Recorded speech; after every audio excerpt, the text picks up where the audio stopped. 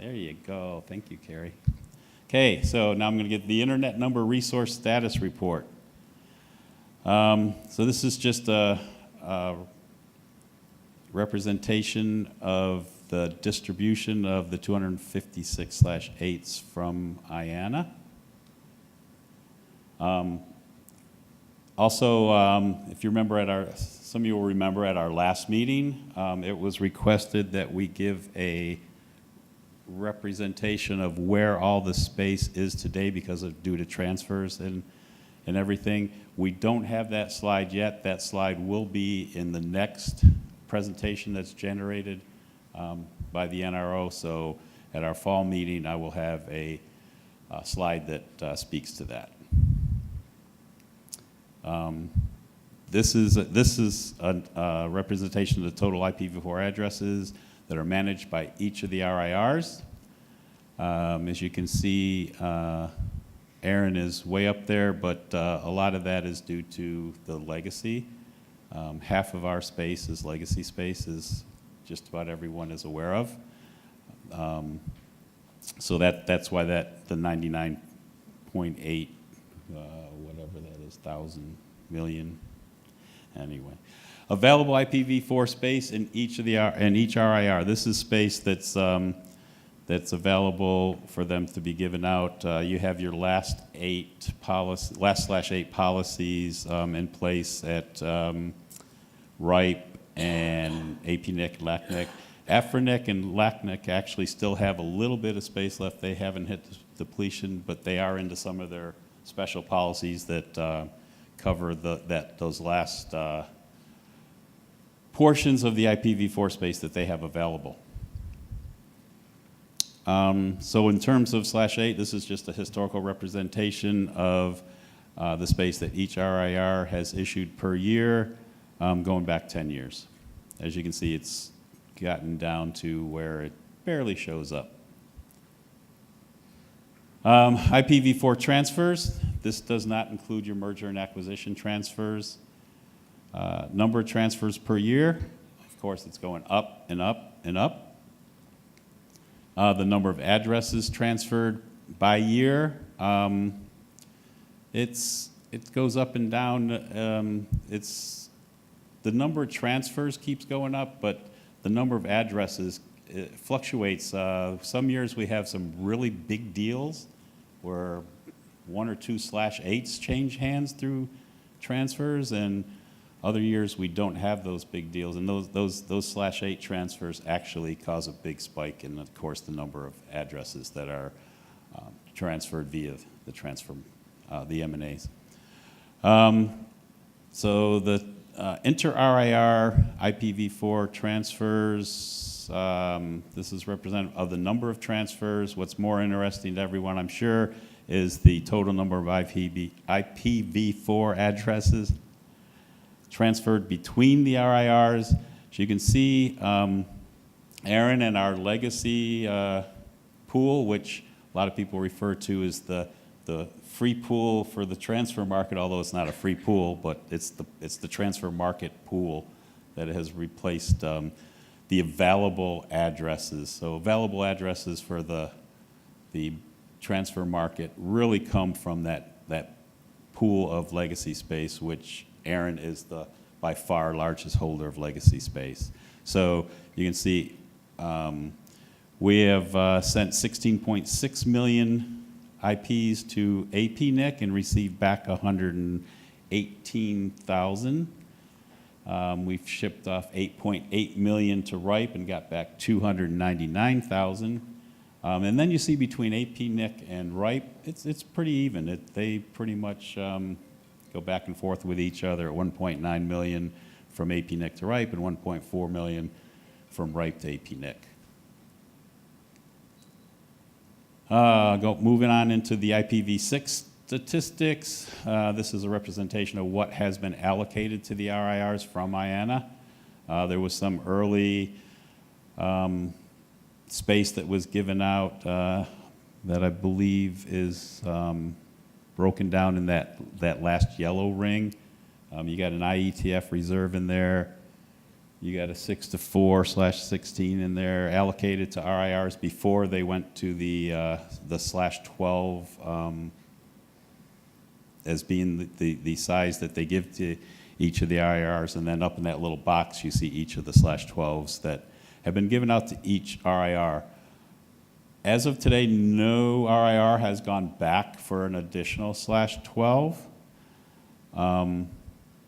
RIPE is very close to doing that, but they had some other things they needed to do before they actually went in and requested that, and it was due. I don't know if anybody's paid attention to some of the mailing lists in IANA. There was a small block, I believe a /23 that was stuck at IANA that was reserved for RIPE, and actually RIPE had it reserved for one of their larger customers, but it was tough for IANA to get that to RIPE because there wasn't a policy in place, a global policy anymore that allowed them to do anything but /12s to the RIRs.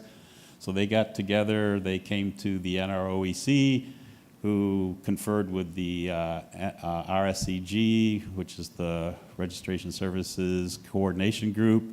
We all looked at it and decided that, you know, the best thing to do would be to take that /23 and do what was intended back prior to the /12 policy being passed, and they issued that to RIPE. RIPE could not go and get that a /12 prior to that because they wouldn't have been able to qualify for anything from IANA. It would have just made things more difficult. So I would suspect that they will be going in for the first additional /12 sometime this year, and we're not too far behind that. So this is the Ipv6 allocations issued by RIRs. As you can see, AP-NIC has been allocating the most with LACNIC. LACNIC is, they're interesting there because I believe it's like 90+% of their members have Ipv6. But there should be nothing too questionable about this. Total allocated Ipv6 space per RIR, which RIPE's leading there. AP-NIC has the 75,000 30/32s, ARIN, LACNIC, and then AP-NIC. So even though LACNIC has like a big high percentage of their membership, it's not that much space. It's not as much space as the other RIRs, I should say. This is per year. The prefixes that are each RIR assigns per year. So rather than allocation, this is assignments, and this is the total size of Ipv6 space in /48s that each RIR has assigned. So you saw for the allocations, we reported it in /32s because that is the primary unit that is issued, allocated, and in the assignments, we report it in /48s because that is the most prevalent, and most policies refer to that. Percentages of, here you go, here's the percentages of members with Ipv6 in each RIR. The pinstripes there, the top part of the numbers are members with Ipv6 only. One thing to remember on that is just because we show they have Ipv6 only from ARIN doesn't mean they only have Ipv6 and they don't have Ipv4. They could have Ipv4 that was assigned or allocated to them from their upstream, but then they came to ARIN to get their Ipv6. So it's hard to tell. We couldn't really tell you definitively if there's anybody out there that only has Ipv6 and is only building their network and deploying their network with Ipv6. Nobody has claimed that as of today, so I'm not sure if there is any cases of that. But from ARIN itself, directly from ARIN, we have 9.6% of our members have Ipv6 only. Moving on to the AS numbers. This is a chart of all AS numbers with the 16-bit numbers broken out there in the circle on the side. Don't think there's a whole lot really interesting things to talk about there. Unless somebody has questions, I'll answer them when I finish with this, and you can ask your question. How many ASNs has each RIR issued per year? It's pretty steady, and it doesn't seem to be going down. It hasn't gone up much. As you can see, like I said, it's pretty steady. ARIN, of course, gives out more 16-bit than most of the other ones, only because we have the larger pool of them. Again, it's back to the legacy stuff in the early years and all that. Total ASNs assigned by each RIR. You can see ARIN there in the middle in the Syracuse orange. Or you could say Virginia orange, I guess. Okay, Susan, I'll plug you. Virginia's playing tonight for the national championship, so everybody root for Virginia, unless you're from Texas. And these are the references. These stats, this presentation is posted to the NRO site. And that's it.